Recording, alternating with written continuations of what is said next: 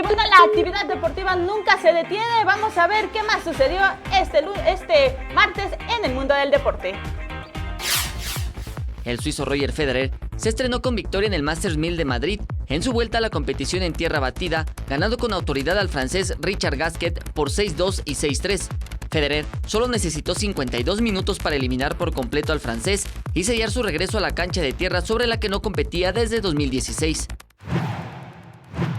Tras no llegar a un acuerdo con la dirigencia del cuadro colchonero, encabezada por Enrique Cerezo, el uruguayo Diego Godín se despidió del Atlético de Madrid entre lágrimas. Godín jugó con el Atleti un total de 387 partidos y conquistó 8 títulos.